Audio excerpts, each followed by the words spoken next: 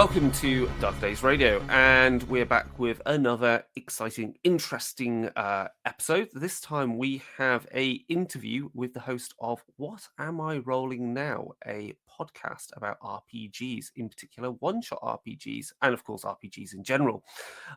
So I'm one of the regular hosts of Dark Days Radio, Chris, and I am joined by David. Hello, David. Hello. How are things going? It's I don't know when this is going out, but it's the last Friday of the term and teaching and university and work, and it's holiday, so it's going well now. It's finally all stopped, so I'm good. Yeah, I played some Cyberpunk 2077 as a break at work today, so I could think about my high performance computing problem, and it worked. I came up with a solution. It was good. Well, It's the le- you are playing it through Stadia, so it is a high performance computing It game. is, and we will talk about a little bit of that in a moment. And our guest today, as I said, is from What Am I Rolling? And her name is Fiona. Hello, Fiona. Welcome to Dark Hello. Days Radio, and hello from Tier 3 in London now. Hello, reporting. Yes, hello. Yeah. Yeah, Cool. good to be Okay. here.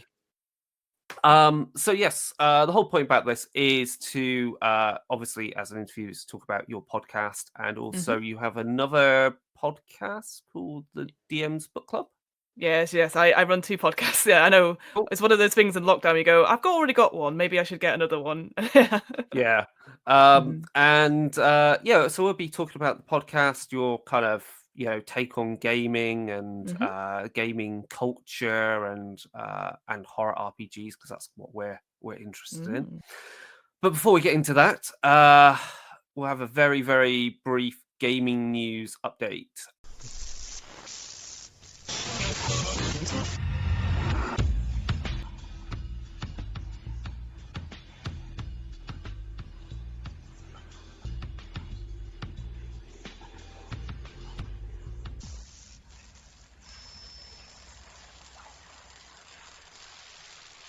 So, David, I think we've Cubicle 7 has announced Litanies of the Lost, which is a series of scenarios that'll be coming out for Warhammer 40k Wrath and Glory RPG. The first one is on pre-order, so it's split into parts. It's their kind of piecemeal way of putting out the scenarios. The first one is available. It's their version of Shadows in the Mist, like yeah. Soulbound, yeah. There's one that's set on an agri world. That's interesting. That'll be interesting. I'm not writing on any of these scenarios. I am writing, though, other 40k stuff currently. There is some cool stuff out for Soulbound. By the time this goes out, it's already out anyway. So, Christmas is being gone by that. What is it? Not Death on the Right, but the next one. Power Behind the Throne. Up for pre-order. And for Soulbound, there's the seasonal one with Johansson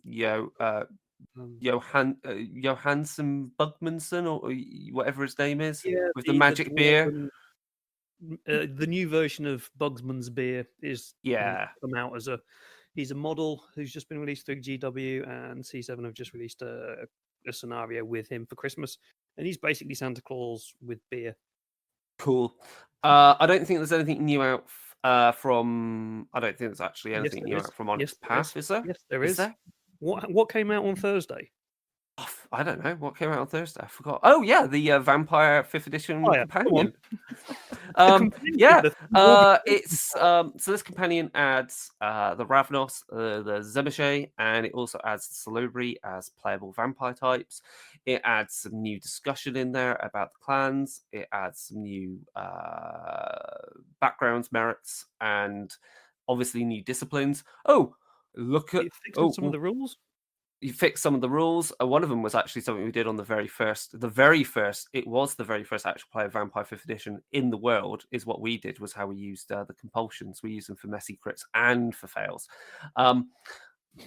So I take credit for that, because I was running that game and I fucked it up. So it's now a rule. I've always played it.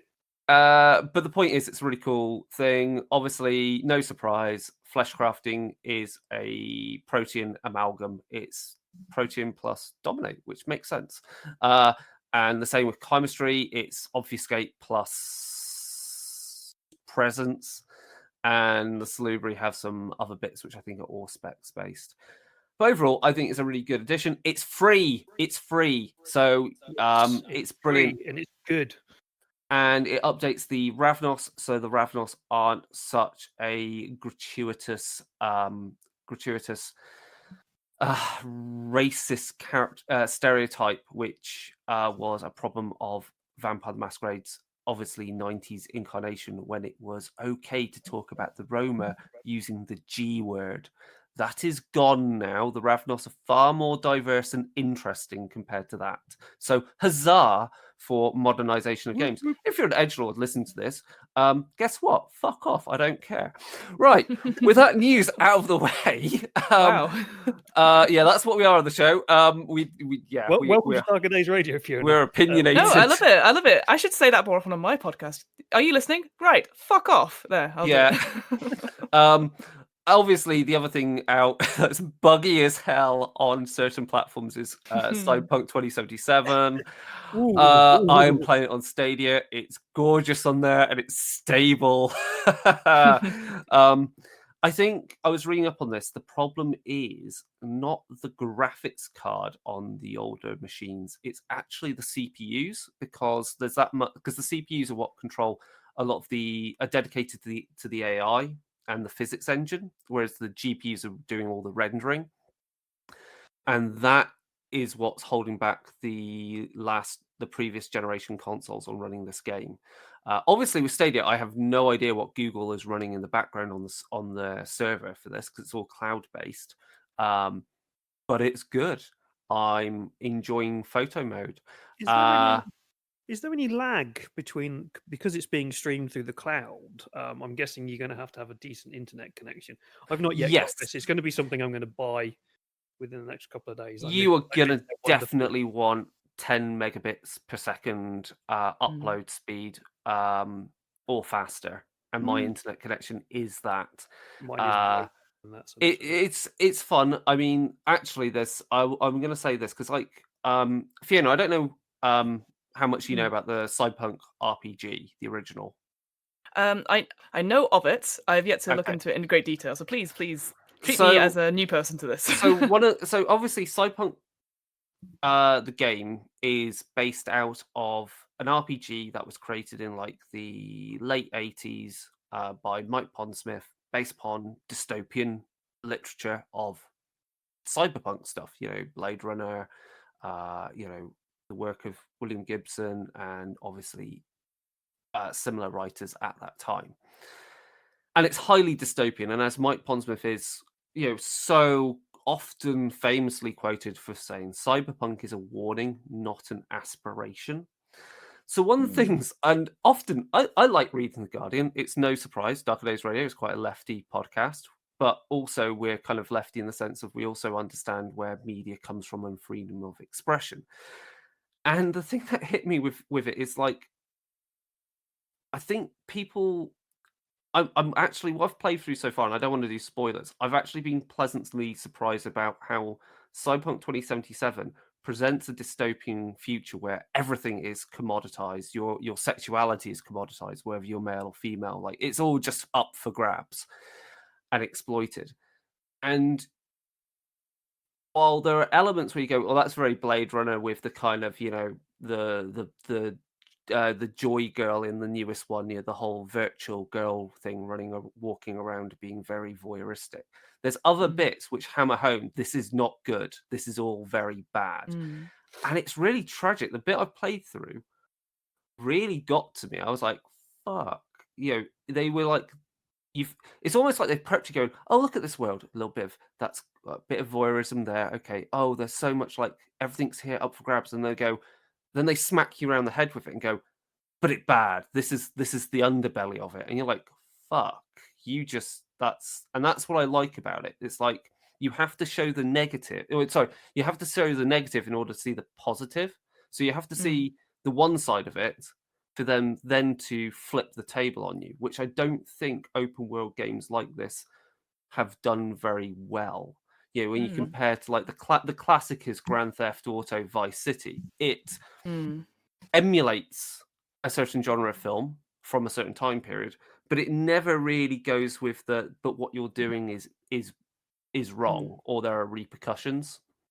Yeah, there's no repercussions. People know what they're doing is wrong, but because they're not getting chased by police in an effective way or anything, there's no repercussions in GTA. So it's kind of it's violence and criminality for the sake of it, and there's no real control on it. Whereas if you read some of like the William Gibson stuff from the 80s, like Neuromancer and stuff, some of the stuff which really kind of created that cyberpunk world, it is very dark. It's not all this neon shiny stuff that you see. It's gritty, it's dark, and it's nasty.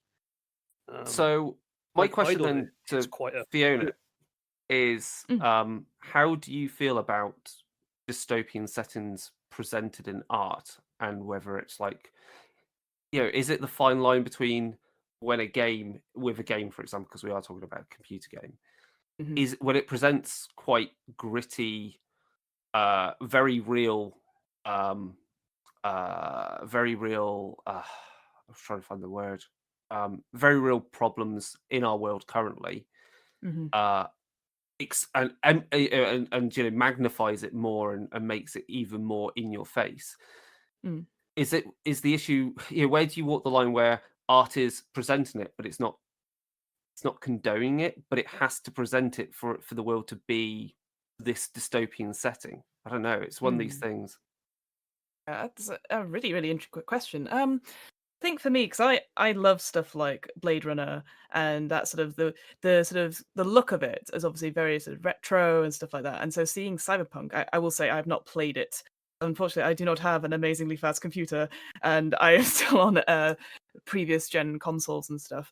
And so I've been watching lots of Let's Plays of it, and definitely what I've seen from the Let's Plays, which is not too much, and again, there's no spoilers here at all.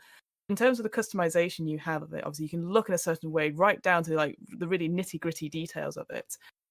And I wonder, it feels like, again, that's when you talk about like the look of stuff. So you can look just exactly like that, but does that mean you are connected to that character? Because the whole point in role-playing video games and role-playing games, I found, is that when you make that connection and you make that decision and the consequence, whether it's good or bad, comes back on you, you should feel that you go, oh, wow, and you should be affected in some way as a player as well as your character. And I've always thought that with video games in general, is that you can customize your characters to fit in or to be as arty and I wonder in a way, like what you were saying, is that maybe stuff like Cyberpunk glorifies like the looking cool and looking like, hey, I'm covered in tech and stuff like that.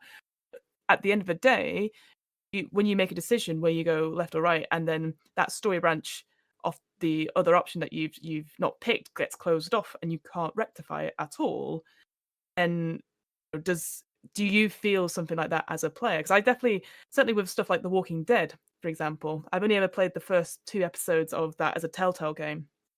And that's just very straightforward because you are already the character. You can't necessarily customize the character, and you have like 4 options that come up when you talk to people, and you know it's a click and point game. But certainly in the first episode, which again spoilers, it's been out for years, so hopefully you've seen it. But you have to choose between saving one of the 2 characters that you've spoken to throughout that course of that episode, and you pick, and then that affects the rest of the game. So it's same with like Mass Effect and all this. But I felt so awful that I stopped playing because I felt like, oh no. And so I went back and replayed it on a different setting and went through all the things.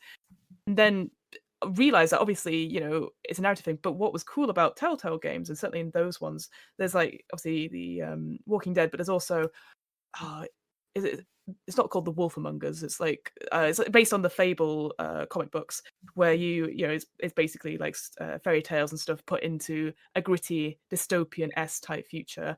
It has stats at the end about what all the players who played this episode, what did people pick?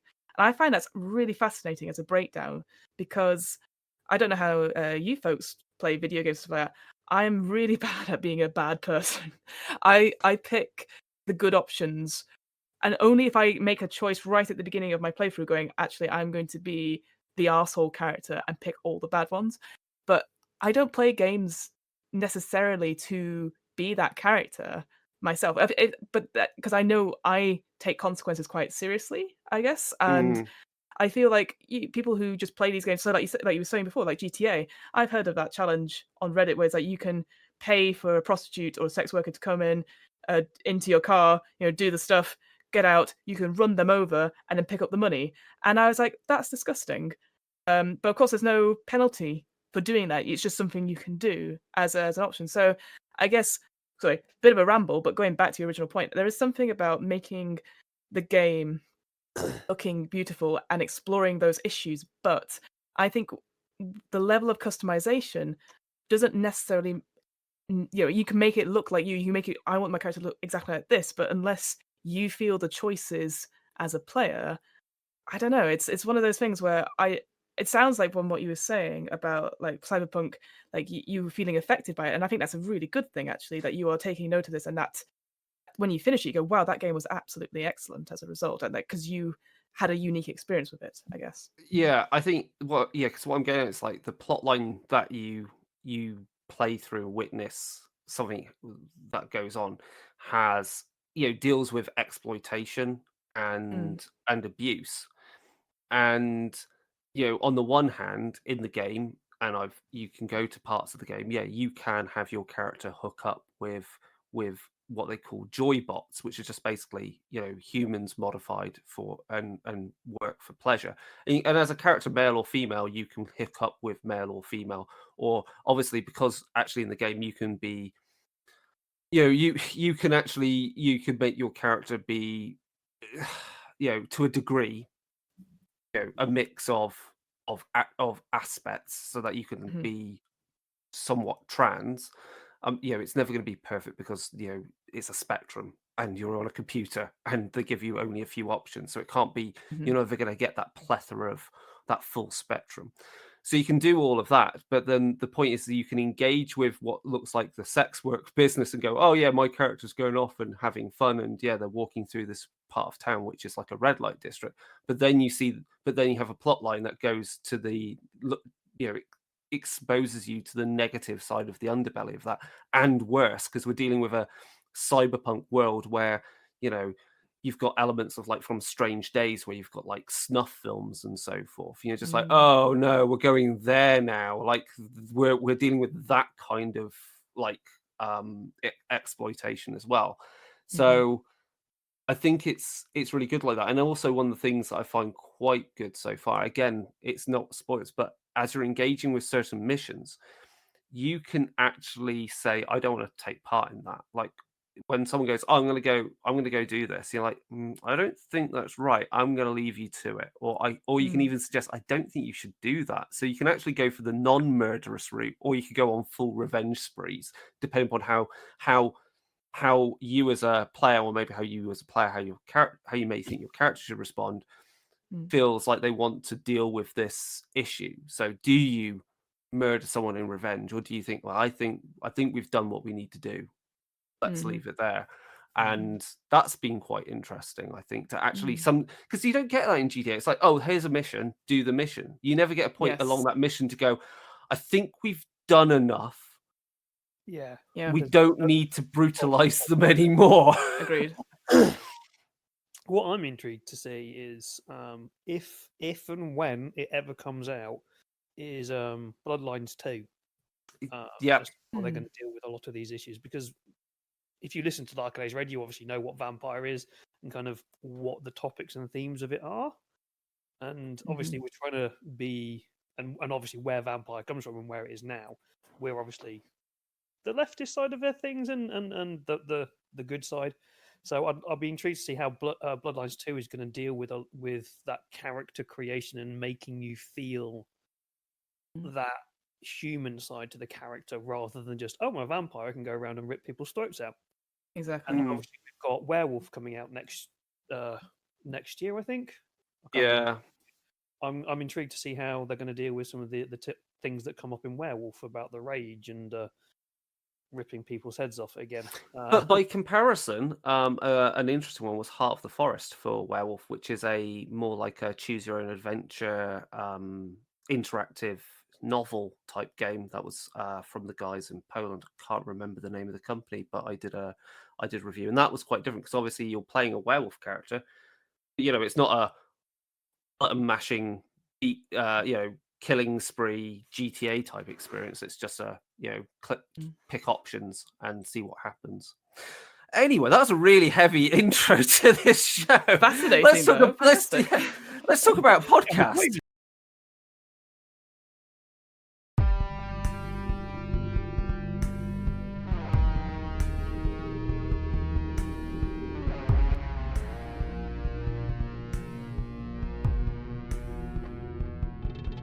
Fiona, hello. How did you get started in roleplay gaming or gaming hobby in general, whether it's board games or miniatures games or anything like that? No, first I heard about a game called Cyberpunk. No,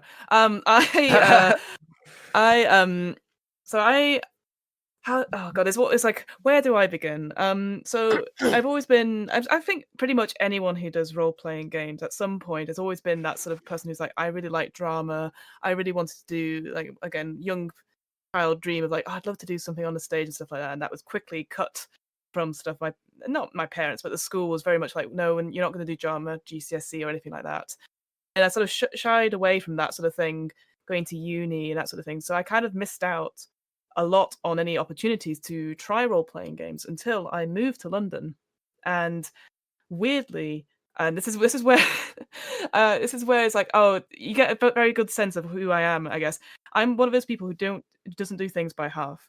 So I joined a Quidditch team, which ground Quidditch, I'll say in case people don't know what it is. It's basically, if you've read Harry Potter, they in the US about 13 years ago, a guy made or sort of transposed the sport into like a real sport that people can come and play. And so it started taking off. This was like 2015, I think, in the UK. And I joined the team so that I would go outside and make friends, because it was at that point where you finished uni and moved to a job but had no friends or anything like that. So, and I will say, I'm not, I'm no athlete. It turns out if you don't do any exercise in your teens, then you're not very good when you're 25 and you're running around with a broom between your legs. But it helped me realize how much I enjoyed nerdy things, because a lot of people would join because they liked Harry Potter and then stay for the Quidditch. And I'd enjoyed Harry Potter. It had helped me, as a phenomenon when you were growing up and reading. Anyway, point is, from that, I had a few friends who were like, do you want to try Dungeons and Dragons? And of course I'd heard about it, but never played it. And so you go around, one drink led to many drunken game nights. And I realized how much I enjoyed it, because it was everything I wanted, thinking back to like actually having a conversation with someone. And it was really easy to learn. And then it sort of went for that, realizing that our games, because everyone was so busy at the time, once a month. And I was like, God, I'd love to do this more often. And so, again, one thing led to another, bought a book, bought too many books. Then I kind of, in the last 3 years, I had so many books that I just hadn't had time to read. So I made myself the challenge of like, I want to get better at doing audio production for my work. I want to be able to see my friends more. And I wanted to be able to read some of the books and, either give some away so I'd have more space for more books, or, actually appreciate what these games are. And so I thought, why don't I challenge myself to do a podcast whereby every couple of episodes we look at a different system entirely, so that you get, different genres, different, ideas about how you can make game design. And that's pretty much where I started from, and going strong. We're doing it. We've just released, obviously by the time this episode goes out for you guys, it'll be different, but we've just released episode 69, so nice. And yeah, it's been one of those whirlwinds, because without it I wouldn't have met so many people online and offline, going to conventions and stuff, and actually trying all these brand new games. So yeah, that's basically my gaming history in a nutshell. I've just been playing, I've only really in the last 5 years, and started with Dungeons and Dragons 5th edition, but quickly go off to try other things and definitely run a lot more other systems that is not D&D. So yeah, that's quite interesting, really, because the thing is to move away from D&D. Yeah, I was going to say the move away from D&D, because I think often when people start out, they will latch onto D&D, and then I don't know whether it's a thing more now than ever because of certain media out there that, and D&D is like is a huge part of the RPG market, that can't be denied. But people just then stay in that little Yes. in that garden, as it were. Mm-hmm. And when you say, "Oh, I want to try playing this. Do you want to play this?" And it's like, the question is it D&D? Which can either Yes. mean, is it still a fantasy game, which maybe Mm. no, or does it run using D&D 5th edition? And Mm-hmm. the answer to that could also be no. No. So how do you feel about that, given that you're pushing yourself to run run games that you haven't had a chance to run because you bought Mm. the books simply because they looked interesting, different, Mm-hmm. and explored something that you hadn't tried out before? How do you Mm. address people that don't want to make that jump? Yes. Yeah, I was going to say, can we add on to that as well? Is how would you convince the people as well that they should be trying kind of something else other than D&D? Because I always find this is Mm. the hardest part of it. It's like they Mm-hmm. go, "Oh yeah, let's play a game." It's like, "Is it based on this?" It's like, no, they just kind of lose interest straight away. So Mm. how do you go about convincing people to come out and play this new game? Whether it's a World of Darkness game like we play, or whether it's something from Mm. Free League or something else. What kind of routes? How did you, or how do you think about kind of pulling people into other games? Mm. Yeah, again, it's an interesting thing. I think I realized really early on that lots of people, like as you just said, lots of people get into D&D, but then they stop at only being a player. And this is the thing. One of the reasons I really push suddenly what am I rolling is because it's about not necessarily like, "Oh, you should check out these players in a new system." It is more like this GM has run loads of things, but I find it got to a point because I don't actually run D&D that regularly. I play in an ongoing campaign, and that I will say that is my comfort food, I guess. It's the game I started in, and I appreciate that. But I think it got to a point when I was in a one shot where the other players know exactly what the monster is, exactly the hit points, Hmm. exactly all these things, and they could predict everything that was going to happen. To the game, Just because and that was no fault of the DM at all. But I was just like, if you know it so well, why aren't you running it? And there was that sort of shock of horror, like, no, why would I run it when I just enjoy playing it? And I realized that in order to get away, and maybe that's the fear as well. Some people DMing, so certainly running Dungeons and Dragons with friends, but people don't do it because they're worried that they're going to get stuff wrong that the players will know. So I got around that by going, "Hey, I want to run this game for you guys, you folks. You don't know anything about the system, only I do, so you have to trust me." Um, I which is like bloody that idea. great. I love that idea. I'm going to Yeah, screw this up, but screw you guys because you won't know. See, exactly. that's an interesting point raised, is about trust and Mm, how that relates to players not wanting to leave their comfort zone of mm, playing D&D. And I wonder if that's because of how, I don't know. I mean, it could happen in any game system, and mhm, don't get me wrong, it happens in Vampire. Players are very, I've come across people that go, "You can only play this type of vampire character if you've read all these books to know what a Toreador is like." And it's like, yeah, but oh not all gosh. Toreadors are like that, so go fuck off. And I've Yeah. literally said that to people. I've met many of them.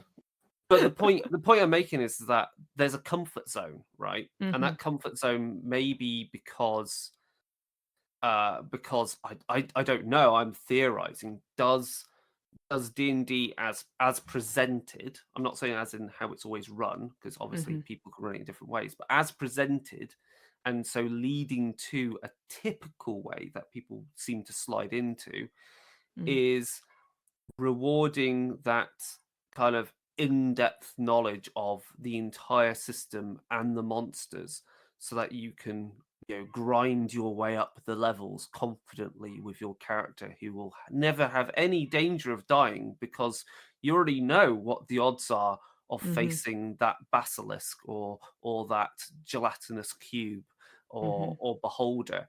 Do you think? And because they know that system, they don't actually have to trust the GM. They only agreed. have to trust the Yeah. rules. Mhm, yeah. And that, I think, is the issue, because, and this comes back to a complaint I saw in on the Gehenna Gaming Discord recently about how someone was playing Vampire and their GM was doing something. And they were like, their GM was using a rule to force them to role play things it was kind of like taking the agency from the player. And it wasn't using a dice roll to remove that agency. It was also making them role play something they didn't want to role play. Mm. And again, it's that loss of trust of the GM. Yeah. And using there's the rules, and then there's the spirit of the rules.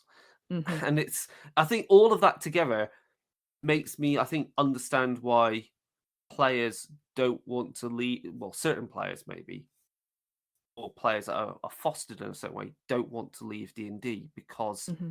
it's a fear of of something, because they actually maybe don't trust their GM, or they've been taught to not trust their GM. And I feel like it's something I talked about this actually at Dragon Meet on the emotions and role playing panel. There's this sort of weird antagonistic relationship that gets put about, say, oh, the DM is trying to kill us, is trying to just TPK the party, or oh, my players, they're ruining my story, and that's not what role playing should be. There's that sort of story that the DM or the GM is a player too. They are basically, they're just the ones that have the final say at the end.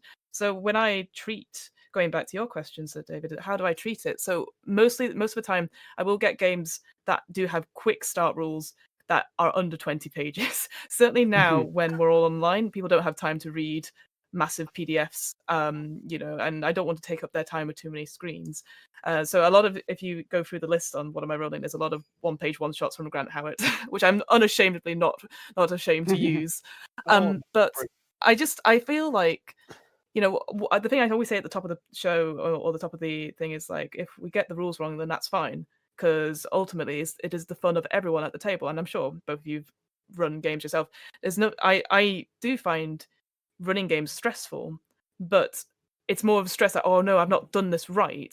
Then if the players afterwards are having a good time, I've now really relaxed into it to the point where I ran off audio. I ran Jason Statham's Big Vacation there was just there was 3 of us, and it was possibly the best game. Yeah, it's such a great game, and it's the best thing I've ever run, and I hadn't recorded it, which is always annoying. But it was because, again, those players trusted me to do it, and we're happy to let go. So because there's that vulnerability as well, that you want to play a game and have this unique experience with someone else, but not necessarily be railroaded. And so it sounds like, with that example you gave, that forcing someone to do something which hasn't been discussed up top is a bit of a thorny patch. Like I always say, like, please feel free to ask me questions during the game. Don't, even if I've explained it 500 times, it's always useful, because then when I listen back, I can be like, oh, I didn't explain it properly at all, so I'm going to keep that question in, or I'm going to make a note of it, say in the introduction and stuff. And it's running games has made me such a better player for D&D, I'd say. So because I know of all these other systems, and I go, oh, I can think about doing this next time I'm a player and stuff. But I will say, as David pointed out, it is so hard sometimes, because people are scared at trying new system, getting out of their comfort zone. So what I say is, sometimes I'll just say, look, we won't record it, I just want to try it out. And also I'll give all the rules up front, and I'm happy to answer any questions and stuff. But ultimately, I'll say to them, look, well, it's only because it's only a one shot. It's 3 hours tops, and the worst thing that can happen is that it all goes to pot, and you go, God, what a nightmare. We played this game, it was awful, and it's a nice bonding experience anyway. So that's how I treat it. It's not necessarily, a serious gaming session. It is an experience, almost like as if you're going to the theatre. Because if you go to the theatre or you see a film, you come back afterwards going, like, if you went to go see Cats in a cinema like I did, because I knew it was going to be terrible. I knew it was going to be bad, but I had to see it. But I knew I was going to enjoy it because it was so awful. And it honestly, well, I mean, to be fair, I haven't seen any other films in 2020 in the cinema. It was the only one I did see, and it's in my top awful films, and it's definitely something I'd watch again, but maybe with more alcohol. You know what I mean? It's because it's something that I was like, this is amazing. Top films are seeing in the theatre in 2020, so you've got 2 good things coming out of it. There you go. The other thing that's actually, I mean, is quite important with what you said is that because it's just a one shot, and it changes people's players' investment. Their investment becomes in having the most fun on the night, rather than Exactly. I must finally tune my character for this 20-year Yes. campaign. And you're just like, Mhm. oh god, a 20-year I'm campaign. looking for a 20-year campaign. Good luck with that. I'm just Yeah. like, I think about that and I just go, oh god. It's like, I mean, a lot of what we do on for our stream games, we're often having to work out interesting ways to write characters in and out during it because certain players Mhm. can be there and certain ones aren't. But that also, I think, has already prepared us, I think, David, for the fact of like someone's character is going to die really badly soon. Well, it's Warhammer Fantasy, of course. Especially Warhammer Fantasy, they're gonna die. It's And in written fact, on it's the built. character sheet. It's built into the system. Is if you can die as they've been apparently fated to die, you gain extra XP when you build your next character, which is kind Oh, of cool. a nice. It's built into it. It's telling you take some fucking risks and Don't be afraid. Don't be afraid to do stuff because the world is gonna fuck you up. Yeah. Like, and comparatively, that style of play and that difference of play style is exactly why I've always felt I've never really been interested in live action Vampire the Masquerade roleplay where it's like these ongoing campaigns managed by some GM somewhere. But when I took part in World of Darkness Berlin, it existed for that one night. Yeah. This big LARP that took place in literally we walked around Berlin in character, going from So play cool. location to play location. It was weird, it was fun. But it also meant everyone was invested in that one night. And if their character died, what was the rule? You just went to one of the play areas and you just went and sat around chatting to your friends, got some food and drank. And Yeah. if you were going to drink, whatever. And that was why it was fun. So I think we've definitely hit on something there, which is this whole investment in your character long term. And I think D&D does that a lot because it has the whole leveling system. We get that also from other media like World of Warcraft, which of course is derived from these things. Yeah, I think that's just on kind of that whole leveling up kind of investment in a character kind of idea. I ran the Soulbound game for Dragonmeet with a load of people. yes. They've never played it before. A lot of them have never even kind of looked at the Warhammer Age of Sigmar world, so they're all new into it. We absolutely had a blast. It was great fun, but Soulbound doesn't really have much leveling up in it. You're already a heroic level character, and it's really hard to earn experience points in it. So it's really good as a one-shot system because you can't really spend that length of time going, oh, I really want to get this, I really want to get that, I really want to get that. Because to get those XP to get it, you're going to be spending months playing that character, months to years to get there. So just go out. And there are games out there where you can just go out and just go, yeah, let's fuck it. Let's just run around and do mental shit. It's interesting you said that because also current Vampire the Masquerade is also quite stingy on XP. Very much But so. I actually quite like that. Yeah, you know, you're not going to earn enough XP in one night to learn a new power. No. So, and I think burn stuff. Yeah, that's interesting. Not having an XP system where you can level up so quickly is actually a feature, not a bug. Yeah, I Curious. think really interesting idea that we could probably delve into quite deeply on another episode, not today. I'm sure there's other. I've got this feeling like the Free League games for like Tales from the Loop and Alien are quite similar. Aliens. Yeah. Anything on the the system, the Year Zero system, I don't think there's much XP in it at all. It's a system I love and I play regularly, and we need to do some more of it. Yes. There's no XP in it because you're playing a normal person. Yeah. Anyway, so obviously, What Am I Rolling is it exists as a podcast, but you're predominantly based in London, then? With your That's right, yeah. and your players are I guess London based, but also dotted around because if they're anything like us, jobs take them here, there, and everywhere. So it used to be quite a lot of it was London based, because I've recently I'm becoming sort of more and more into improvising in the London improv scene. But Okay. the idea was, again, with the podcast, was to see my friends more, and because I'm sure we've all had this where we think our friends are the funniest people in the world, and we should be the ones streaming, not XYZ stream, etc. Because we've got better characters, we've got better storylines and stuff. So I thought what would be great is to have some of these stories. Again, it's like those you had to be there moments. I've went through my friends, quite a lot of my friends, about this podcast, and then one of the other things I started doing was actually because, and I'm sure you folks know this as well, is that when you put out actual plays of smaller games, usually the game designers listen to them and they give you feedback, which is lovely, like good feedback, and they really enjoyed it. So I started reaching out to them saying, "Hey, could we interview you for it?" And so I've had lovely conversations with people. Like one of my favorite games I ever run, was In Name Only, and the game mechanic for that is simply just the initials of your first name, and each initial gives you a power that you have, an ability that you have. So for me, with Fiona, I have 5 talents. I have fire magic, ice magic, I have proficiency in oversized weapons, nature magic, and archery. And then you take that number of talents away from the 8, and that gives you. So for me, that would be 3. So any dice roll I had always had a +3 when I used those talents for it. And there'll be difficulties, like a 10 you'd have to beat on most things. If it was really difficult, it was like a 13, etc.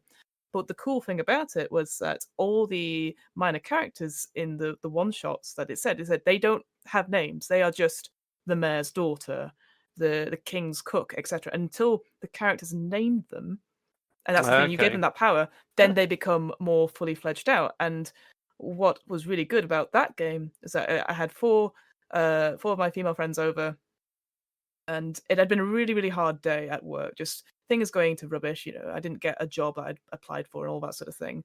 And I was running this game, and we got to the end, and they find the person they were looking at, this is the mayor's daughter, as it was, about to be sacrificed, and they're like, she's not responding to anything. And so one of the players goes, "I know exactly what to do," and they go to this minor character and go, "Fiona, you need to wake up." And I just burst into tears.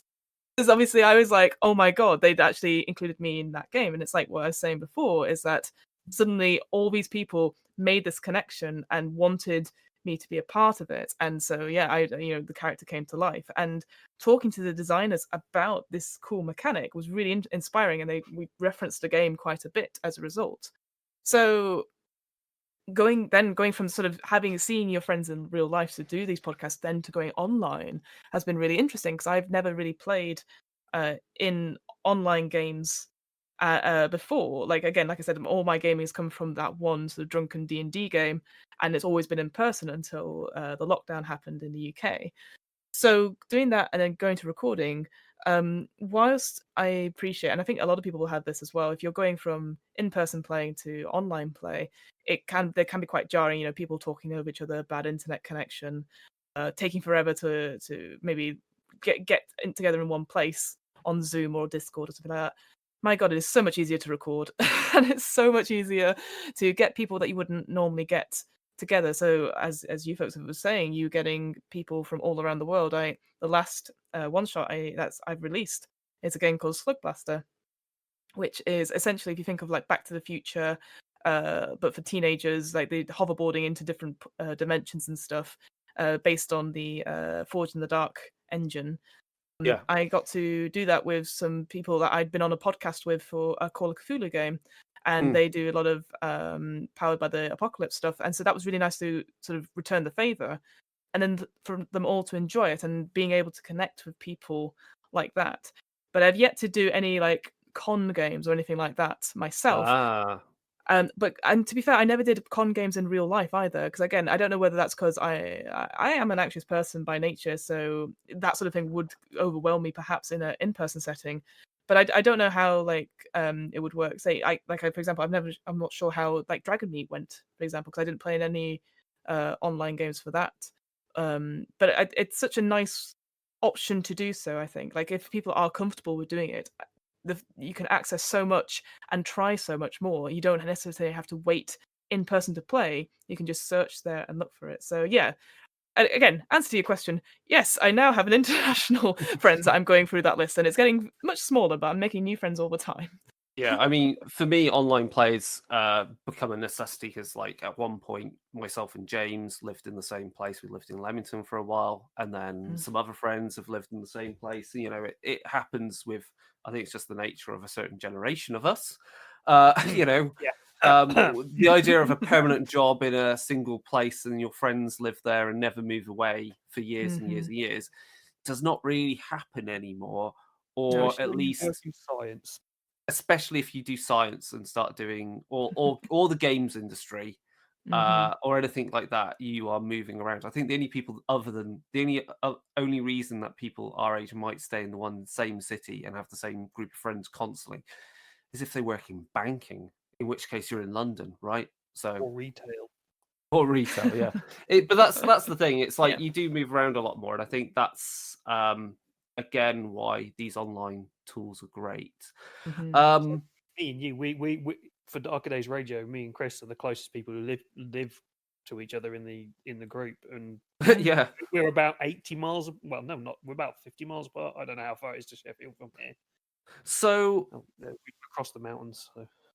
so yeah, you've mentioned some events, and so you've yet to dip your toe into running convention games. That's interesting. I mean, given what you do already, it is a different kettle of fish because you kind of, you know, but I think for what you already do with your podcast, because you're trying to make also, I guess you're somewhat aware that you're trying to show off a new game to your Yes. listeners as well, then you're already primed for like showcasing a game to people. It's just you don't necessarily know them, but they are. I guess, yeah. I was going to say, yeah. I think again, in a time when if we ever go to an in-person con, or if there are more cons that are coming online, I think I would be more likely to run a game rather than playing in one. Which I know sounds really odd, but I do think now I maybe a bit egotistical, but again, thanks to sort of doing improv, certainly online, I do feel a lot more confident in presenting and in like doing or answering problems quickly because I can handle the tech and I can look things up and I don't mind being questioned because I think again that's the other thing which I think newer DMs worry about is that if someone asks a question you don't know the answer to, and my answer to that is that if you can't find it in 30 seconds, just rule it as you would.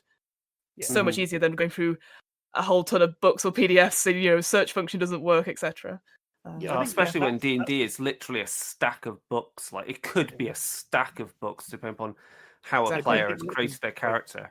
Yeah, that's a very good key point to actually, if anyone's going to take anything from this, is to be a good DM, especially if you're looking at con games or recording games for like you're doing here.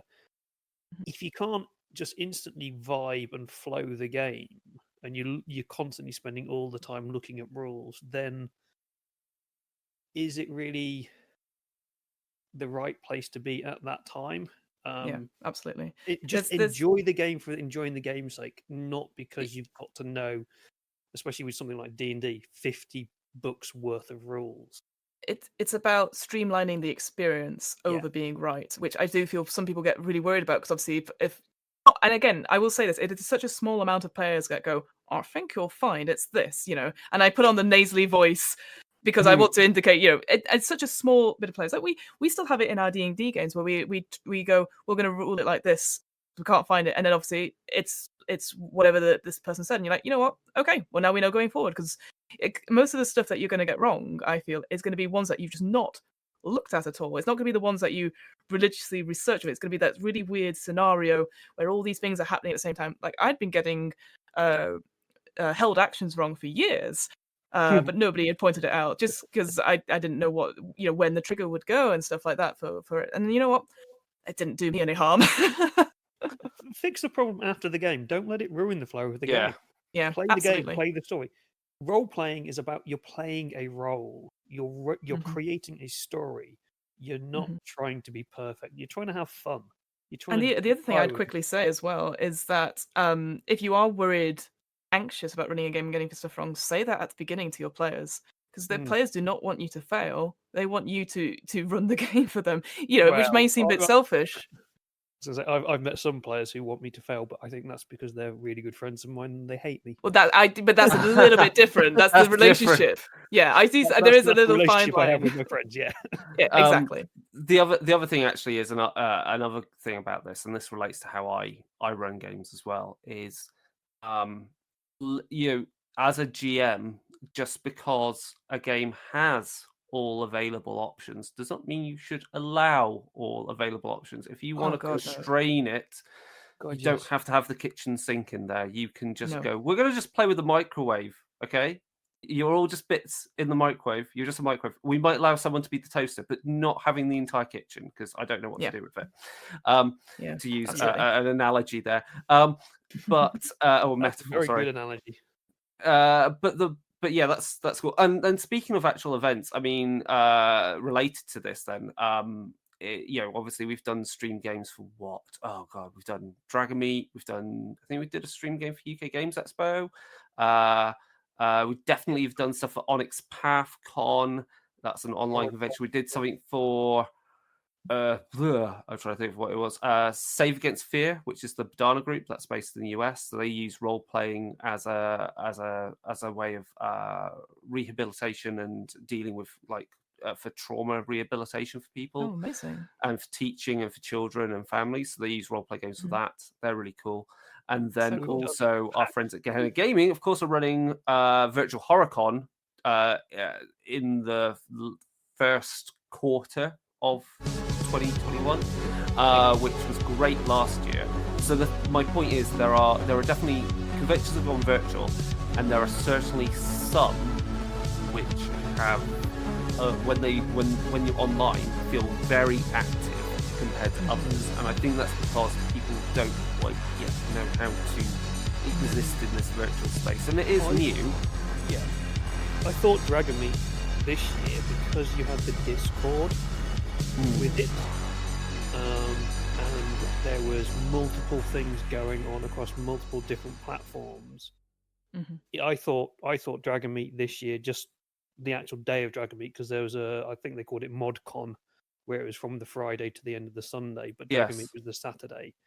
I thought Dragon Meet went very, very well. There was a lot of really good talks that were on there. I was at the Free League one. Obviously, I was at the Chris when he did his Wrath and Glory Warhammer Fantasy Group 1 was there. I ran a game and talking to people in the Discord. So it felt like being at a kind of a nice, friendly, cozy con. So it works. It can work if you've got good people behind it. Like Virtual HorrorCon was an amazing one. I will say, I think I know what needs to happen with these conventions though is like, you need that experience of being able to go up to the person at the stall who works for X company to chat about it. So I think they need like almost each company needs to have its own little voice channel where people can pop in and ask questions, because that's kind of what I did at the end of my talk. Is I actually sat in one of the voice channels and fielded questions about Wrath and Glory and Warhammer RPGs, which took me all the way back to working in a Games Workshop store as a lowly Games Workshop staff member, using his pay to buy discounted miniatures. But anyway, so that time period in my life. So gaming in London, then, what kind of cool events do we not hear about gaming in London? Because I mean, often it's a case of just getting down there, but I'm sure there's some good smaller events that we don't hear about. Good question. I will say, as someone who tends to stay in their own friendship group and is an anxious person, I don't necessarily go to these.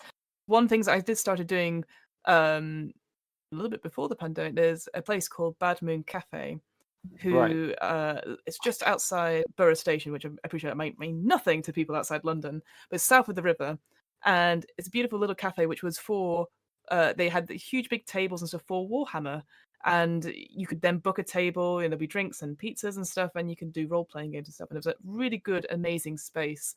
And I started doing, there was like RPG nights Thursdays and stuff, and they've all moved online now as well, but there's also the RPG community in London, which I think they took over several different pubs on different days, and they'd have various RPGs, a bit like what I do on the podcast, different games, try them out, and then they had their own D&D world, like a huge big campaign that was sort of spread out between several different DMs, and players would play in it, and it was, again, I say this, I think it was called D&D Kansas. I'm going to say this wrong now, and then people are going to like shout at me, and I'm like, oh, but I never played in it, so you can't fault me for not being an expert. But I quite like that idea of like having, and it was, big community base and lots of people, different ages, different backgrounds, of being able to play in it. But I like that idea of having a shared campaign setting, a bit like a Western March game, but everyone's player group had an impact on the story. There'll be a different part of the world or a different part of time, but it would have influenced the others, I believe. And it was all in one big document.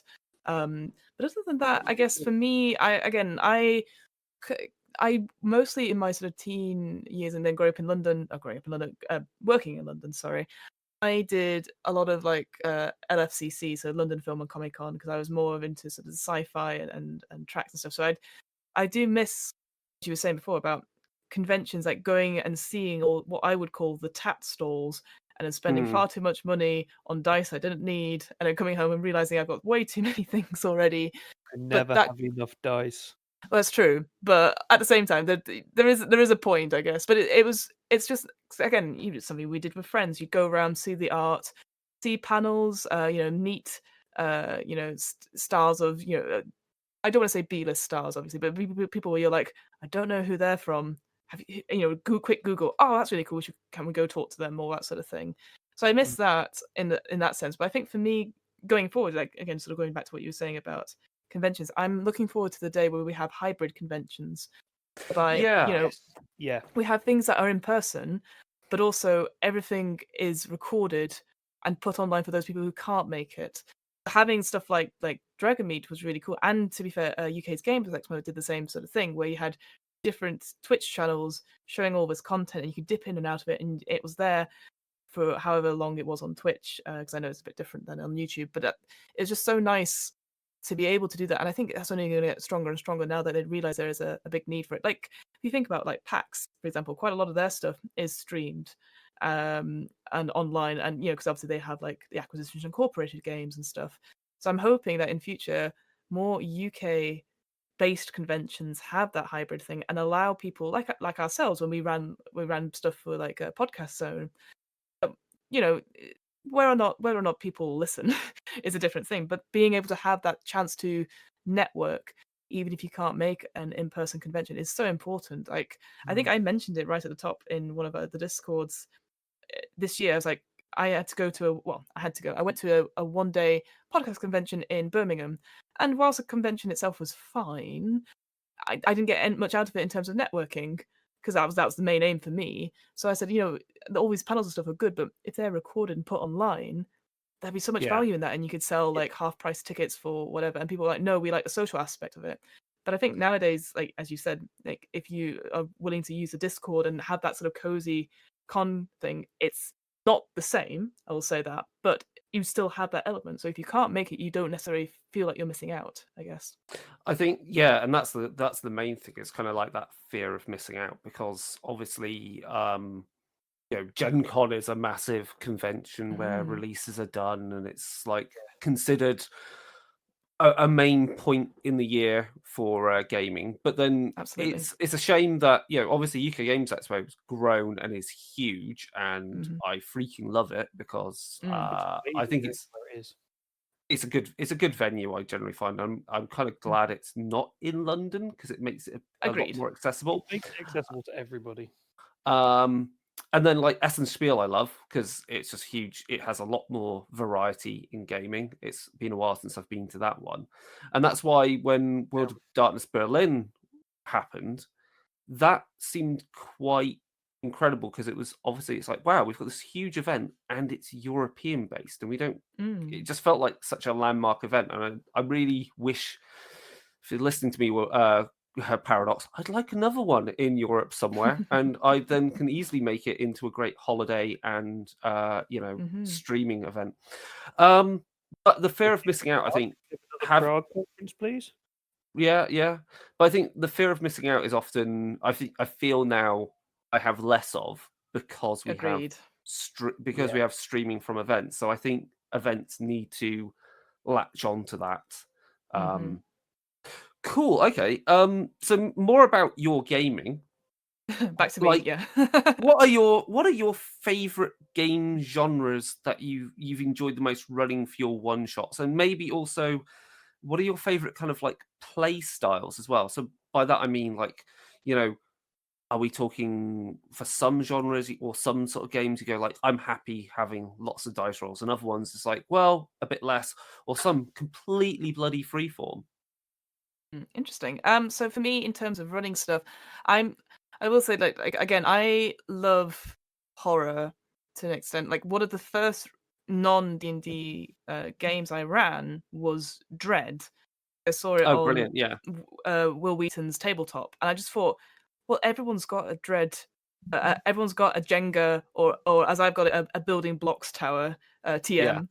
Um, so that's perfect, and it's again very simple. If you've not, if people here haven't heard of Dread, essentially you answer a questionnaire about your character, and every time they do something that is beyond their ability, or you think they're quite scared, they have to take a block from the tower, and if the tower falls, their character is removed from the game, It's whether that's the through a first death full game that or I've ever played. yeah. And I think I like that. For me, I'm not. How can I put this? Like, I love horror, like all kinds of horror. I love playing. Like, I'm sure you both have played like or heard of Phasmophobia, which is a ghost hunting game. It is that Yes. sort of thing. It's the creeping dread. And you speak aloud, and something speaks back to you that you're not expecting. That's the sort of horror I like. I'm not too fussed about gore or over the top. Like, I've watched all the Saws. I don't need to recreate that in a role playing game for anyone. Store's shit anyway. Yeah, well, It's not even exactly. horror. It's not horror. It's terror. Um, Yes, Even that absolutely. crap. it's an important distinction that we've made before on this podcast. Is there's a difference between horror is the fear of is much more related to the fear of the unnatural and particularly the Hmm. supernatural, and it's almost more about the feelings that run up to something horrific then occurring. Definitely. Yeah, it's the And fear of the unknown. Yeah. yes. And again, like I think only really recently, and I feel it feels like embarrassing to say this to people who run a horror like a podcast, but I only really recently played stuff like Call of Cthulhu and ran it, and that going back to what you were talking about, like play style, quite like that system of you have to get under a certain number rather than beating it. Because I think there is something magical about, again, coming from a D&D, a D20 system sort of experience, and then going, right, you either have to go under this number and it's either a success, a hard success, or extreme success, or failure. And I feel like turning it from a percentage and then into the sort of a storytelling narrative, that sort of thing. Like you succeed, but just it's not like, oh, you really destroyed the dragon, you barely scratched it, that sort of thing.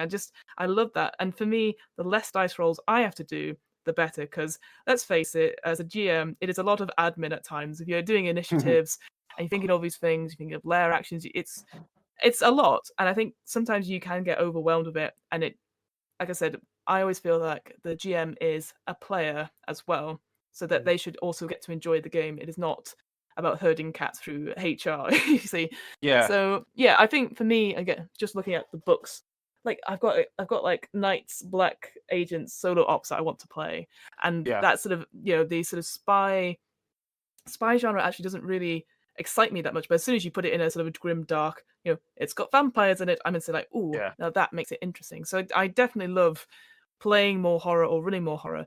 The issue I'm having, like you said, is making sure people distinguish between terror and horror. Because horror is not for everyone, and I will say that. But I think it's definitely something that you can't overindulge with, if you see what I mean. Like I feel like I would love to run a Curse of Strahd D&D campaign, but I think right now is not an appropriate time for it, when things get gloomed in anyway. There are moments in the campaign where it is a lighter sort of thing, but I think you have to go in with a certain mindset for it as a GM, but also to let the players know at the beginning of each session, like, hey, this is going to be quite sad in places, or you might feel things that you might not want to play anymore. And I think that's why, again, for me, I like doing one shots, is because if people are feeling sad, we cut it off there, and it's like, here's an experience for you, rather than going back to it and going, oh no, I'm going to feel those feelings again, I guess. But yeah, I think if I had a choice, I would run horror all the time. But I appreciate it's not for everyone, and you don't necessarily want to overindulge. Then you just become desensitized to it. Yeah, what you've hit on there though is something that we advocate quite a lot, kind of throughout Darker Days Radio, and I know Gehenna Gaming do, and the kind of the better horror groups is having that discussion beforehand. Mm-hmm.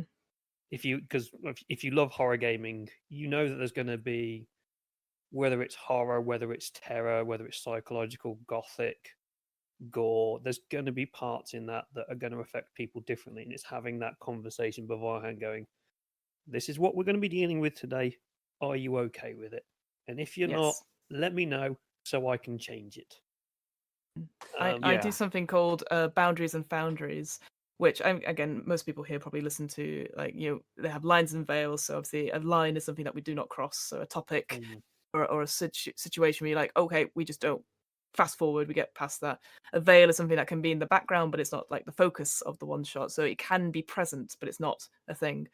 Yeah. I learned something in improv, which is called foundries, because once you do have the boundaries talk, it can let the energy out. Because obviously players don't deliberately, I'd say most of the time, don't want to hurt each other and don't want to upset each other. But obviously if you have a really intense boundary session, you'd be like, oh, and now we're going to play a positive game. I'm not so sure. So foundries is something that you do want to happen in your one shots. Something that each player has to put something forward that they really, really like. And then if the opportunity comes up in the one shot, every player can see it, so can help towards it. So for example, for me, what I really love, one of my big boundaries, is that I love a good challenge. So in improv scenes, when they say, oh my goodness, Fiona, your debut album of #1 rapper has just launched today, can you give us like the first tune? And I'll be like, yes, I can. And because I love failing forward, because I know I'm not #1 rapper in the world, but I love that challenge. So that's why I always say that to my players. Like, my foundry is, as a GM, I love you being wacky and making those decisions if that's what the one shot is about. So do it. Don't feel like you have to hold back because I have to clean up. Because I actually love having to justify it. Because I'm not going to lie, my justifications are going to be as awful as these decisions they're making. But it's all about the fun in the way, and I like being put in those situations. So yeah, boundaries and foundries is definitely one thing I would recommend, so you can get that energy back in before you start your one shots. I love reacting to those stupid player comments. It's like, sometimes you want the players to be as annoying as possible, because then you learn about them, you learn about the way you play, and you get to do these most amazing things that you never thought of you'd be able to do, and take the story in these different ways. Mm-hmm. It sounds like also what you were saying about rule systems there, and about moving away from D&D. I think if you've played Call of Cthulhu, you're going to really enjoy Warhammer Fantasy, because it draws from the same system. Yeah, it's derived from it because it uses a percentile system, but it's very much about the recent edition is not about failing. It's about failing, but not as badly as the opponent in combat. So, which is good. So you can completely fail your hit roll. Kill someone with a chair. You can fail your hit roll with a sword, but if your negatives, your degree of success is less negative than theirs, you still hit them. You just hit them badly. So I really like that way that system works. And I also like dice pools. How a non-combat character kills somebody with a chair. Yeah. And dice pools are good, because obviously dice pools are amazing for, like, you can easily eyeball it, and a dice pool is a bell curve, and you can shift bell curves or make them wider and all these other things. Yeah. You know what you're doing. Yeah. Essentially, stuff that doesn't have to require too much math adding up. Like, I know D&D is quite, I say crunchy. I mean, it's not as crunchy as other systems, but like, when you roll dice and you go, okay, give me 2 minutes, and you're like, no, I'm done now. Enough. You definitely hit it.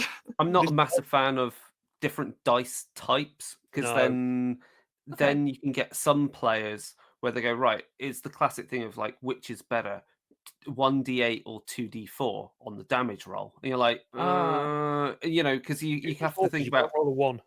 Yeah, you want one that doesn't roll a 1. You want a better average, more consistent damage. You've got better DPS on average. Math, too much math. Enjoy the game. I agree. Cool. Just as a very quick side thing. My favorite system at the moment is the Free League Year Zero system, because it's a dice pool, but you only need sixes. Yeah, that's it. That's the entire rule system. You get one stat, roll it. You need a 6. Done. Perfect. I also like Colt's fun because again, it's a cult.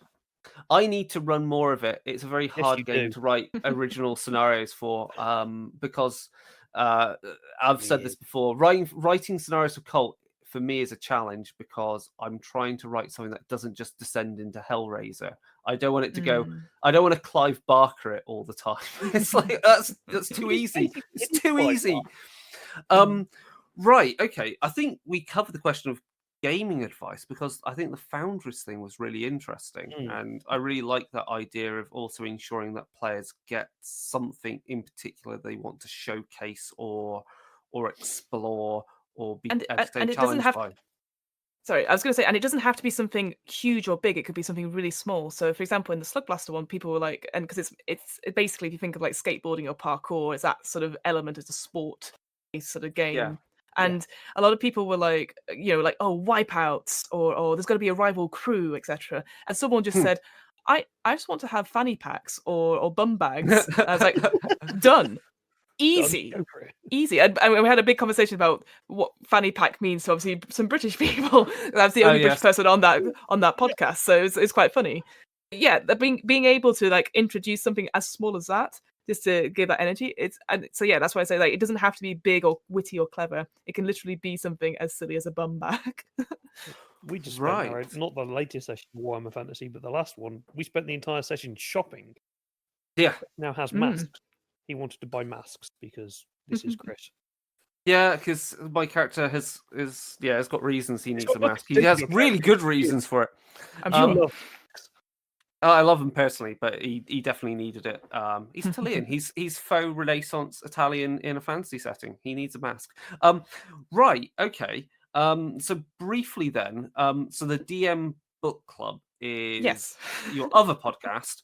Yes. And essentially that's Richard and Judy do role-play game books then, right? I'll tell Ryan you said that. That's amazing. I love that. So yeah, in complete opposite to what we just talked about.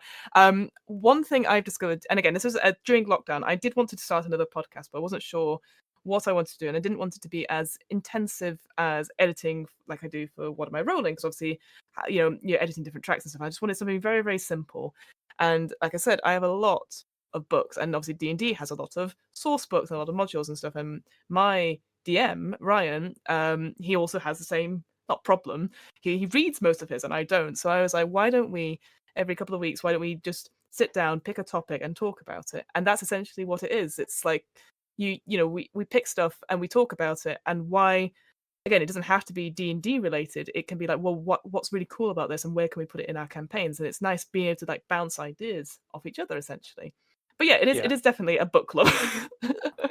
But you do like also then, so you do pick a particular book and kind of frame the conversation around that. Then is that kind of the gist? Kind of. We take, usually it's a very small bit of the book. As I found out, it's quite a lot to do one whole book in a podcast. So you're taking stuff. So like for example, the first 2 episodes, I think one's about giants, and then one's about mind flayers, and actually. From there, if you go through them and listen to them in order, actually, it's an interesting arc, because obviously, as if people are playing D&D or have read a bit of the lore, everything connects. So it's amazing when we come back to into later stuff. I'm like, oh my goodness, we did cover mind flayers, or we did cover giants, and here's the relationship with this. And I feel so much smarter now as a result. Doesn't mean I'm a better player or I remember stuff when we play at all, but it's actually one of the things. And again, this is super boring, but we talked about combat initiative really recently, and how there are different ways to do combat, including one called Speed Factor, which I don't know if you folks know about, but essentially it is about you say what you're going to do, and each action you have, so if you're casting a spell which is at a high level, it's going to be minus like say if you're casting a level 5 spell, it's going to be -5 to your roll, because it takes that long to do it. And then you all roll, keep it in secret, and then the GM counts back down from 30. And then whoever, when your number is called, then you do your action or you lose it. And it sacrifices that speed and I say in D&D, speed is a factor in games. I mean, we know fights go on for hours, but to play it through that system, and it sounds incredible, but I would not like to do it as the GM. Yeah. But it gets us to talk about stuff like mob rules and stuff. And actually, I've seen it now in our own D&D campaign. Ryan will reference something, and I'm like, oh, that reference was for me, which is it's like a little thing. But it does make me feel so much better that I'm reading it through with someone, and then asking questions, or because I don't think I get any of it right myself. But it's something. It's nice to be passionate about something and discuss it with someone. A couple of times in a month, just to be like, oh, I found this really cool thing and stuff. So yeah, as essentially it. But yeah, I like the Richard and Judy analogy, but I hope that I'm Richard though, because I don't know if I want to be Judy. Awesome. Right, I think we've hit. This has been actually quite a long episode already. Now we've had a very interesting discussion starting from cyberpunk and gone all the way into D&D books and the nuances of combat in D&D. Where can they find you and contact you on social media and so forth? What are the best places to do that? Good question. Well, I'm not stuck in my flat. You can find me on the internet. I do have a personal Twitter, but I don't tend to write too much on it. But the two podcasts you can do, so there's What Am I Rolling, which is the twice monthly RPG one-shot podcast. That's on Twitter at WAIR_podcast. And then you've got the DM's Book Club, which is, again, a book club all about D&D lore, which is weekly. And that's at the DM's Book Club. And the What Am I Rolling does have a website, so you want to check that out. That's just wairpodcast.com. And both podcasts are available wherever you listen to podcasts, so Apple, Spotify, Podbean, no longer SoundCloud, because SoundCloud is rubbish. But Yeah. basically anywhere you want to listen to it, do so. And you'll recognize it. They are very bright colored album covers I use for the podcast, so you should find them there. Yeah. Awesome. And then following on from this episode, the plan is that I will be running a one shot for What Am I Rolling? That's right. Where there will be, in the old world of Warhammer, where hijinks occurs, because Warhammer is just so accessible. Because no one's a hero in Warhammer. Everyone's just a profession. Spoiler, I feel sorry for you. I actually can't wait. Like, I have so little knowledge, or like, again, a view of Warhammer, as it's a tabletop game, like a war game. So this is why I'm actually really excited to see it, and I'm actually glad that someone else is running it for me, because as you can imagine, I'm the one that always runs games. So it's nice to sit back and also cause chaos for somebody else in the nicest way possible. It's such a good game system, and you don't one as you say, it's Warhammer, so everybody knows that there's 30, 40 years of lore behind it, but you don't need to know that. You just need to know that you're gonna die, and everyone's mainly peasants anyway, so they don't know jack. They want a pig. Klaus, so he's lucky. Yeah, I mean, so like the current streaming our game party composition is what we've got: a merchant, a peasant who's looking to make it a proper peasant. Like he's now super rich because he has 10 shillings to his name, and he started with less than a shilling. Now buy a pig. Yeah. What's the other characters we've got? We've got a merchant. We've got the only and randomly roll. So character generation can be random, but we're not going to do it for What Am I Rolling, because it would take up an entire podcast on its own. We've got an elven bounty hunter for whatever reason. What are the other characters we've got? Who else we got there? Is a newspaper writer, journalist. Yes, agitator. Yeah, it's kind of like an investigative journalist character type thing. I'm not quite sure what her actual job title is in the game system, but she's playing it as an investigative journalist, and she now has made friends with the Tillian Mafia. Yeah, and speaking of Tillians, I'm a Tillian noble who mostly did some very naughty things back in his home country and fled north to the Empire, which is in effect, and has still done some very naughty things.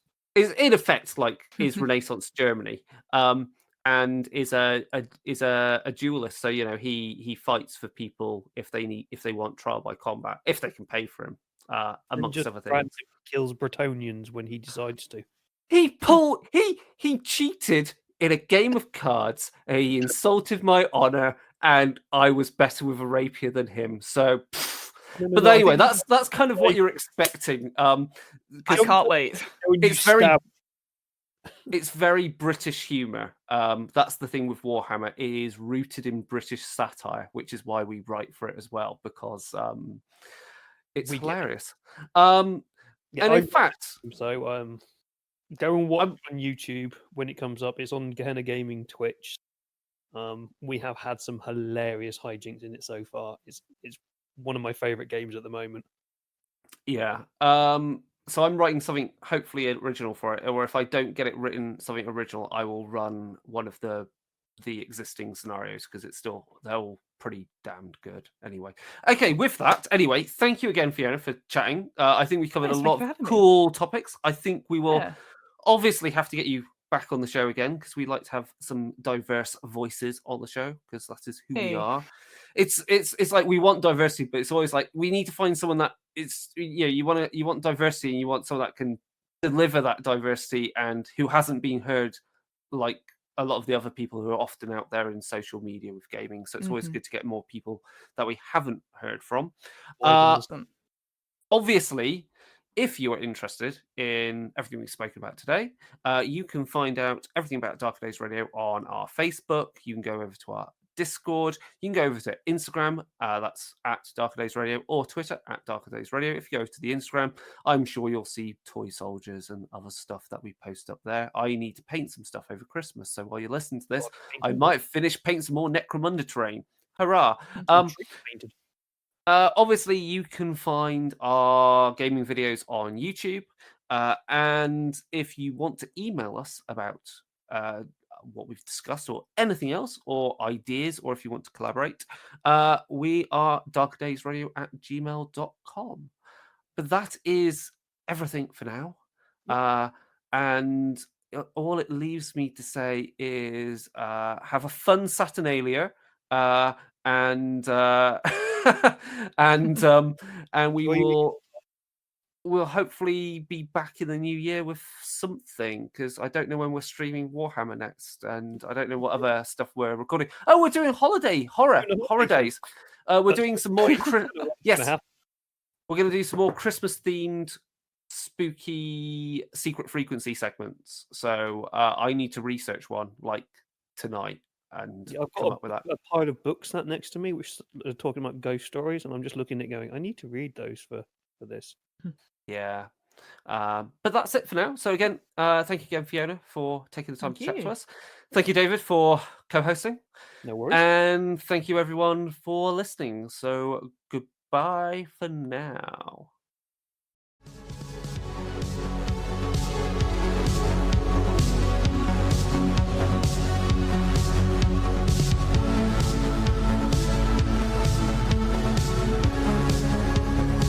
This has been an episode of Darker Days Radio. Special thanks to Occam's Laser for the intro, outro, and new bumper music from their hit album, 9 Circles. Check out the rest of their work at occamslaser.bandcamp.com.